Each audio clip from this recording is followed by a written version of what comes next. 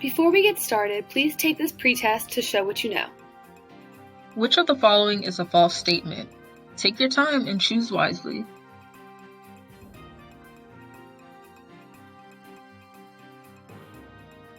Which of the following are risk factors of vaping?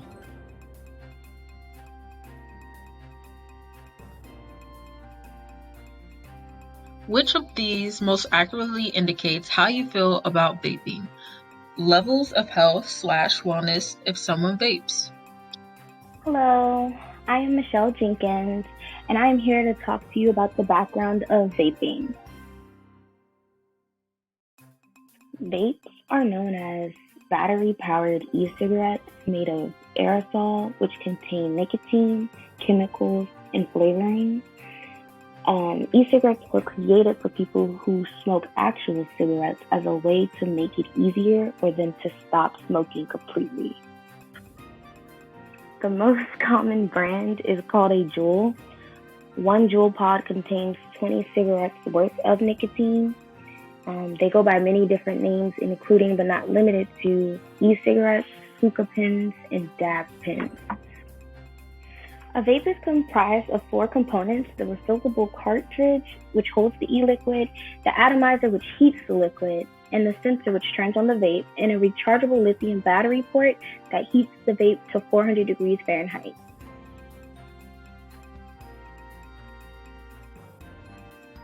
The ages and targeted population and risk factors.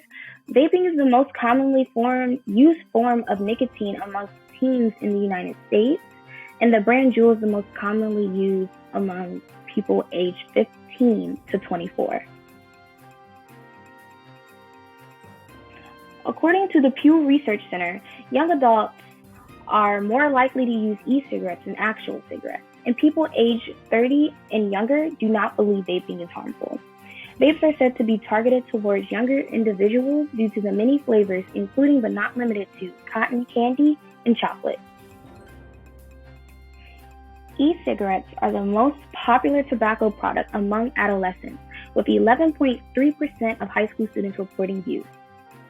Adolescents living in low-income areas have a greater chance of exposure to tobacco advertisements and cigarette use. It also results in more tobacco retailers, larger e-cigarette ads, and lower prices.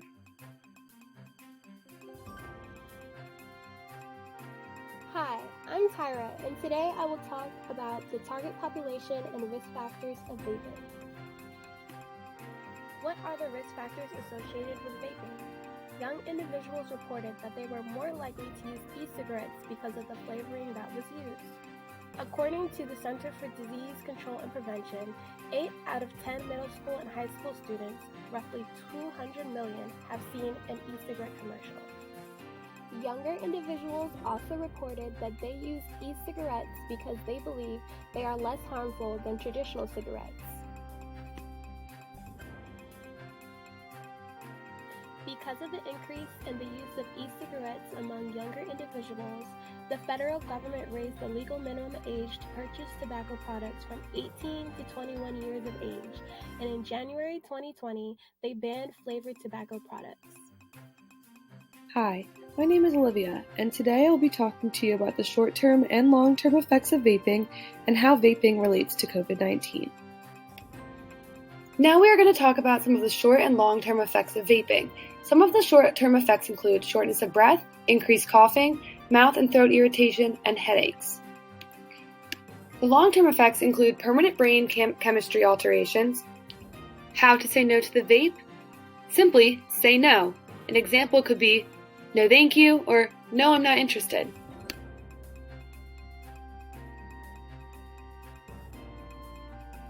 Attempts to quit vaping can lead to strong cravings, anxiety, irritability, restlessness, difficulty concentrating, depressed mood, frustration, anger, increased hunger, insomnia, and constipation or diarrhea. Long-term effects of vaping include permanent alterations in brain chemistry, disruption of brain function related to attention and learning abilities, and exposing young brains to high levels of addictive substances could have relation to long-term consequences.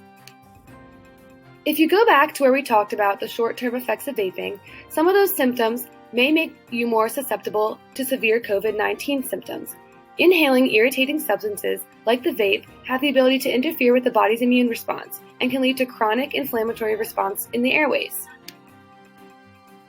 Inflammation, in addition to COVID-19, can make it harder for our lungs to combat the invading virus and sets up the risk for many severe complications of the infection.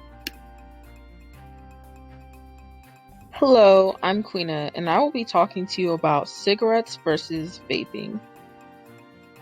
Vaping is safer than cigarettes, but it does not mean that it's still safe. There has been a recent outbreaks of lung injuries and deaths associated with vaping. As of January 21st, 2020, the CDC has confirmed 60 deaths with patients who have smoked e-cigarettes or vapes associated with lung injury. As the CDC has examined patients who smoke e-cigarettes, they have identified a common chemical called vitamin E acetate to be of major concern. This chemical has been found in all lung fluid samples of the patients, and it does cause the thickening of fluid in the lungs. Both cigarettes and vapes contain nicotine, which is said to be very addictive. Secondhand inhalation is harmful in both cigarettes and vapes, which can lead to a lot of problems. Let's talk about the differences. Many e-cigarette users would get more nicotine than they would from tobacco products such as cigarettes or cigars. They both have different chemicals, and cigarettes contain tobacco. Cigarettes have proven to have long-term effects. Due to vape products being newer, there are fewer studies to prove the amount of harm that they cause to people. Time to test your knowledge. What did you learn from this lesson? Which of the following is a false statement?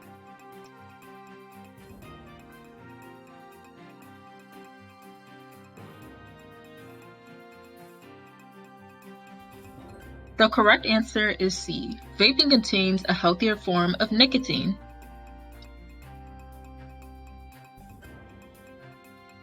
Which of the following are risk factors for vaping?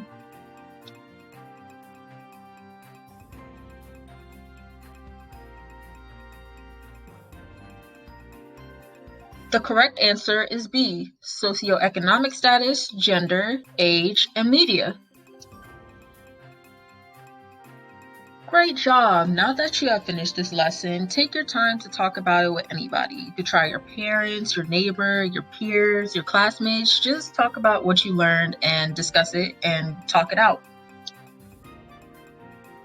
Before you leave, please check out this 4-minute video.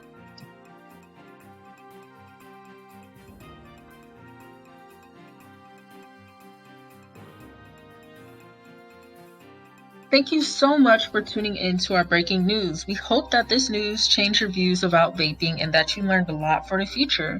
Thank you.